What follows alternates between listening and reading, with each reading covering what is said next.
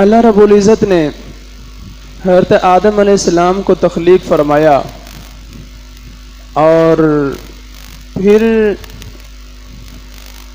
اللہ رب العزت نے انہیں تمام چیزوں کے بارے میں علم عطا فرمایا، ان کے نام سکھا دیے۔ اور چونکہ حضرت آدم علیہ السلام کی تخلیق سے پہلے جب اللہ رب العزت نے فرشتوں سے کہا کہ میں زمین میں اپنا نائب بنانے والا ہوں، تو فرشتوں نے کہا کہ مالک ہم تیری تسبیح و تقدیس بیان کرتے ہیں، حمد و ثنا کر رہے ہیں۔ تو انہوں نے اپنے علم کے مطابق، اپنی سوچ کے مطابق یہ کہا کہ شاید ہم کافی ہیں، لیکن اللہ نے فرمایا کہ انی اعلم ما لا تعلمون، کہ میں وہ جانتا ہوں جو تم نہیں جانتے۔ پھر آدم علیہ السلام کو تخلیق فرمایا گیا، تو فرشتوں کا جو وہ جواب تھا اس کو صحیح انداز میں ان پر آشکار کرنے کے لیے کہ تم تو کہتے تھے کہ ہم کافی ہیں، آج آؤ اور ان چیزوں کے نام بتاؤ۔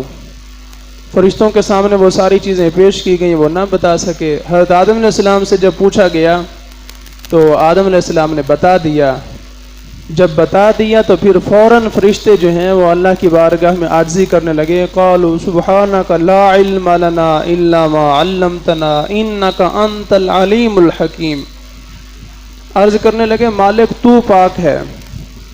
تیرے لیے بزرگی ہے، تیرے لیے پاکی ہے۔ لا علم لنا، ہمارے پاس کچھ بھی علم نہیں ہے، الا ما علمتنا، سوائے اس کے جو تو نے ہمیں عطا فرمایا ہے، ہم تو بس وہی جانتے ہیں۔ اور انک انت العلیم الحکیم، ہاں تیری جو ذات ہے مکمل طور پر علم جو ہے وہ تجھے ہی حاصل ہے، مکمل طور پر، کلی طور پر جو ہے وہ سارے کا سارا علم جو ہے وہ تیرے پاس ہے، اور تو بڑی حکمت والا ہے، بڑی حکمت والا ہے۔ پھر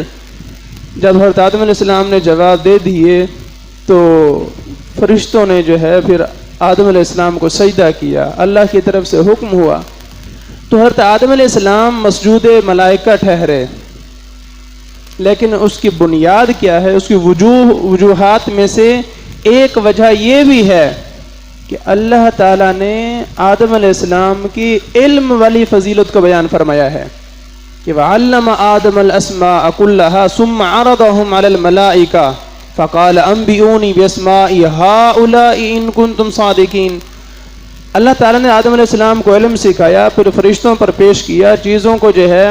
فرشتوں سے جب پوچھا گیا کہ اگر تم سچے ہو تو تم بتاؤ، لیکن وہ نہ بتا سکے، آدم علیہ السلام نے بتا دیا۔